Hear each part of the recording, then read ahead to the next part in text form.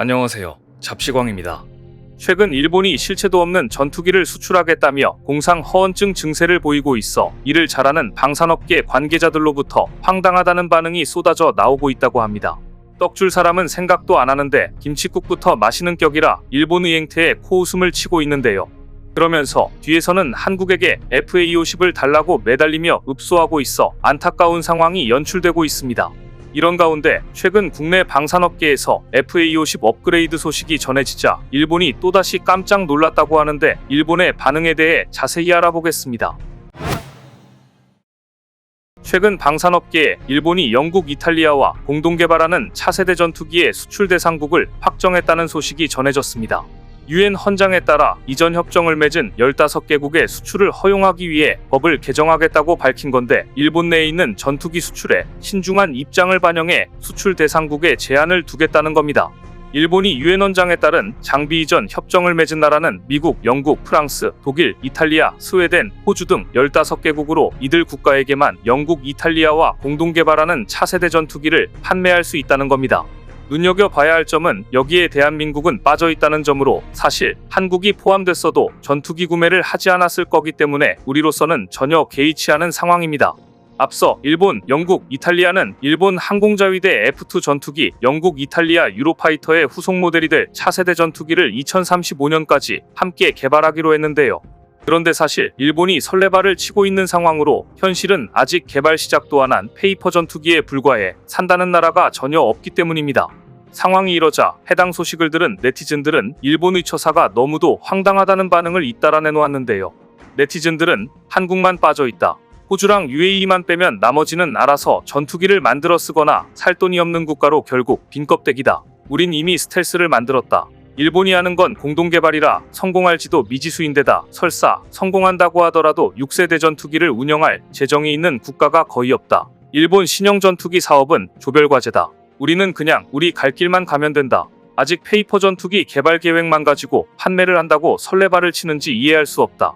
이런 수출 판매 얘기는 시제기를 만들고 테스트 과정이 순조롭게 흘러갈 때에도 늦지 않는다. 페이퍼 전투기인데 벌써 판매할 계획부터 세우는 게 어이가 없다. 유럽 전투기 개발 히스토리를 보면 엄청나게 비싼 전투기를 만들어 제3국 판매가 항상 실패했었다. 이번에도 그럴지 궁금하다. 일본이 정한 수출국 중 과연 일본산 전투기를 도입할 곳이 있을지 의문이다. 정말 기대가 너무 크다. 딱 봐도 전투기 가격이 비쌀 것 같은데 유지비 문제는 어떻게 할지 대책이 없어 보인다 등의 반응을 보였습니다. 네티즌들이 지적했던 것처럼 일본은 아직 페이퍼 전투기에 불과한 상황에 법 개정까지 급박하게 추진하는 등 설레발을 제대로 치고 있는 상황입니다. 이런 일본의 행보를 보면 마치 6세대 전투기 개발의 성공이 이미 보장된 듯 보입니다. 사실 일본이 미국 말고 다른 국가와 방위 장비를 공동 개발하는 건 이번이 처음인데 어디서 이런 자신감이 생겼는지 도무지 이해할 수 없습니다. 그런데 이런 일본이 뒤에서는 한국에게 FA-50을 달라고 애원하며 카이를 찾아왔다고 하는데요.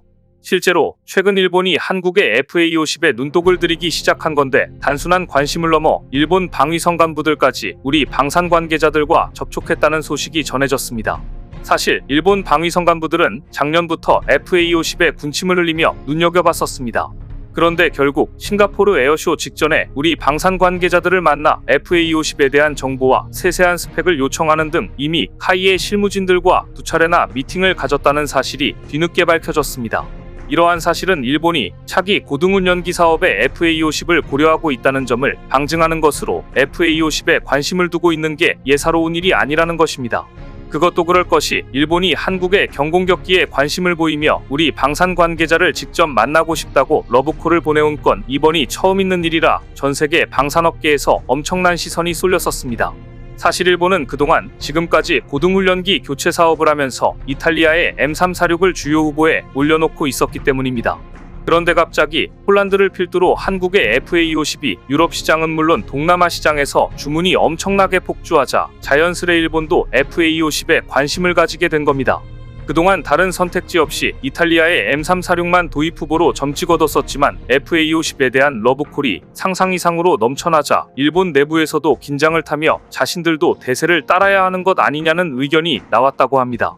이런 이유로 이번에 일본은 자국의 훈련기 교체 사업 프로젝트 후보로 대한민국이 참여해줬으면 좋겠다며 우리에게 먼저 요청을 해왔던 겁니다. 그런데 사실 일본은 지난 2011년부터 한국의 T-50에 대해 내심 관심이 있었으면서도 정치, 국제적인 이유로 이를 애써 외면한 채 관심을 거뒀었습니다. 하지만 최근 전세계 방산업계 흐름이 FA-50을 선택하지 않을 수 없게 판이 깔리자 일본도 은근슬쩍 이런 핑계를 대며 FA-50을 대놓고 기다리고 있는 상황으로 보입니다. 그런데 최근 일본이 더 놀라는 일이 발표되며 발칵 뒤집어졌다고 하는데요. 다름 아닌 카이가 1인승 전투기 F-50을 깜짝 발표하며 FA-50 단자형 개발에 나선다는 엄청난 소식이 전해졌기 때문입니다. 방산업계에 따르면 카이는 지난 7일 열린 이사회에서 FA-50 경공격기 단자형 개발에 355억 원을 투입한다고 밝혔습니다. 세계 다목적 전투기 시장 수요에 발맞춰 카이의 대표 경공격기인 FA-50의 단자형을 개발해 포트폴리오를 확대한다는 건데 해당 소식을 들은 일본에서 더 애가 타고 있다고 합니다. 사실 그동안 FA-50은 복좌형으로만 제작됐는데 파일럿 교육을 위해 교관과 학생 파일럿이 함께 탑승하는 T-50 고등훈련기의 파생형이기 때문입니다. 앞서 T-50은 개발 초기에 T-50 훈련기, A-50 공격기, F-50 전투기 총 3가지로 개발할 예정이었지만 경제성을 고려해 공격기와 전투기를 따로 개발하지 않았었습니다. 이런 이유로 복좌형인 T-50 기본 형상을 그대로 유지한 FA-50 다목적 전투기로만 개발돼 다양한 선택지를 원하는 운용국들이 많이 아쉬워했었습니다. 사실 전투기는 보통 단자형으로 운용되지만 임무에 따라 복좌형으로도 운용되는데요. 다양한 임무를 복합적으로 수행할 때 복좌형으로 운용되는데 전방석은 조종을 담당하고 후방석은 무장과 레이더를 운용하는 파일럿이 탑승합니다. 하지만 기술의 발전으로 점차 파일럿 혼자 임무 수행이 가능해졌고 무장과 작전 반경 확대 등 전투 역량에 집중하는 게 세계적인 흐름으로 추세가 바뀌었습니다. 특히나 FA-50은 복좌형이지만 한 명의 파일럿으로 운용할 수 있는데 우리 공군도 후방석을 비워놓고 단자형처럼 운용하고 있어 효율성이 다소 떨어지는 게 사실입니다. 이에 카이는 수출 경쟁력을 강화하기 위해 FA-50 단자형 개발을 꾸준히 검토해왔었는데 이번에 그 결실을 맺은 겁니다. 실제로 그동안 카이 강구영 사장은 방산세미나 언론 간담회를 통해 계속해서 FA-50 단자형 개발 의지를 피력했었는데요.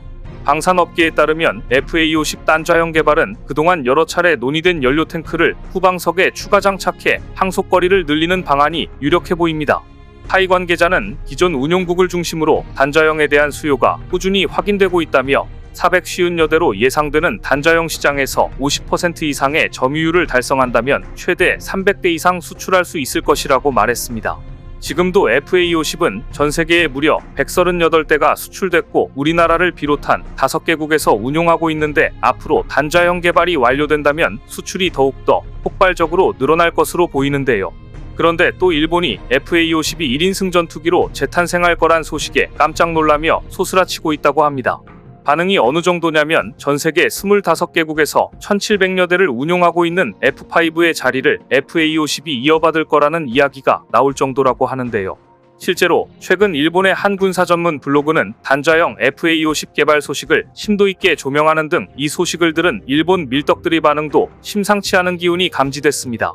일본의 군사 전문 블로그 항공만능론 GF는 FA-50 단자형의 경우 전투행동 반경이 더 넓어지고 멀티롤 임무 수행 능력도 더 업그레이드 될 예정이라며 복좌형 FA-50을 운용하고 있는 국가를 중심으로 단자형 수요가 꾸준히 제기됐던 만큼 수출도 기대된다고 밝혔습니다.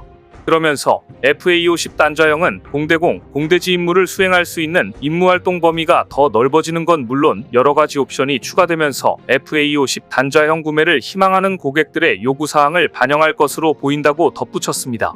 또 현재 추산되고 있는 FA-50 단자형의 수출 규모는 최대 1000대에 이른다며 단자형을 구매한 국가에서 복좌형도 추가로 더 구매할 여지가 있어 FA-50의 수요가 급증할 수 있을 것이라고 내다봤습니다.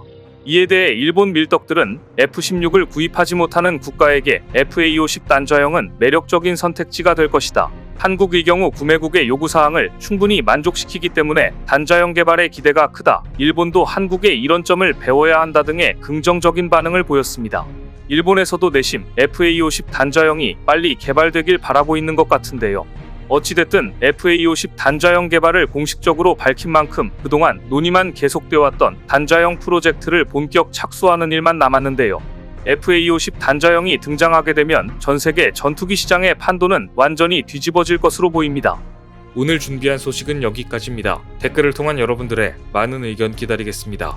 시청해주셔서 감사합니다.